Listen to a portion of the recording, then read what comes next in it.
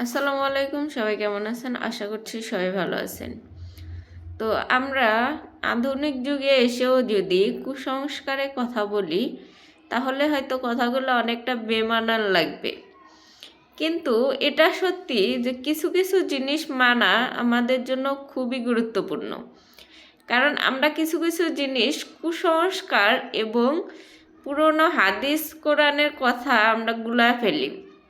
আসলে কুসংস্কার জিনিসটা কোরআন হাদিসের কথাগুলাই বিকৃত হয়ে হয়ে তারপরে সেটা কুসংস্কারে পরিণত হয়।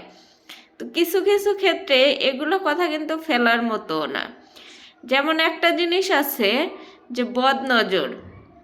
বদনজর জিনিসটা কিন্তু আমরা অনেকেই কুসংস্কার বলি, যে এগুলো কিছু না, এগুলো বদনজর বলতে কিছু নাই। আসলে বদনজরের ব্যাপারে নবী করিম সাল্লাল্লাহু আলাইহি সাল্লাম নিজেও বলছেন যে বদনজরটা অনেক ভয়ঙ্কর জিনিস। আপনারা খেয়াল করবেন যে বদনজরটা এমন একটা জিনিস যেটা কিনা মানুষের ভাগ্য পরিবর্তনও করার জন্য উঠে পড়ে লাগে এরকম বদনজর। কারণ আপনার সন্তান সেজে গুজে আপনি যে এত মানুষের সামনে রাখতেছেন, সোশ্যাল মিডিয়া হতে হোক বা বাইরে হোক, আমাদের ছোটবেলায় মায়েরা কি করতো, একটা কপালের মধ্যে বড় একটা টিপ দিয়ে দিত কালো করে, যে যাতে বদনজর না লাগে। আগে মানুষ জিন পরির বদনজর লাগতো বেশি, আর এখন মানুষ হয়ে মানুষের বদনজর বেশি লাগে। আর এই বদনজরটা অনেক ভয়ঙ্কর। বদনজরের কারণে আমার সঠিক এখন মনে নাই, কোনো এক সাহাবী একদম অসুস্থ হয়ে মৃত্যুর কোলে ঢলে পড়ছিল। তো যাই হোক, এই বদনজরটা কত খারাপ সেটা আমরা অনেকেই জানি, আবার অনেকেই জানি না।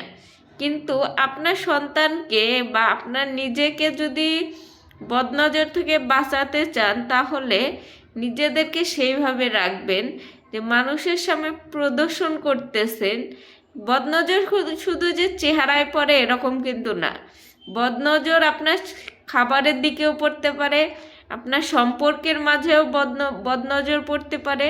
সেটা হয়তো আপনি বুঝতেও পারতেছেন না যে আসলে অনেক সময় দেখা যায় যে একটা সম্পর্ক অনেক ভালো সম্পর্ক, কিন্তু একটা সময় গিয়ে সেই ভালো সম্পর্কটা হঠাৎ করে খারাপ হয়ে যায়। কেন হয় এরকম? কারণ হইতেছে এই বদনজর। সোশ্যাল মিডিয়াতে আপনারা যেগুলা সম্পর্ক দেখেন, বেশিরভাগই কিন্তু প্রথম প্রথম কত সুন্দর থাকে, কিন্তু ধীরে ধীরে এই সম্পর্কগুলা কেমন জানি হয়ে যায় এবং শেষকালে বিচ্ছেদের মতো ঘটনা ঘটে।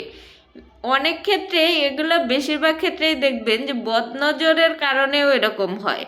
তো নিজের পার্সোনাল লাইফটাকে এই সোশ্যাল মিডিয়া থেকে দূরে রাখার চেষ্টা করবেন। আপনারা যদি সোশ্যাল মিডিয়াতে কোনো কিছু করতেই চান, তবে নিজের পার্সোনাল লাইফটাকে আলাদা সরিয়ে রেখে তারপরে সোশ্যাল মিডিয়াতে কাজ করবেন।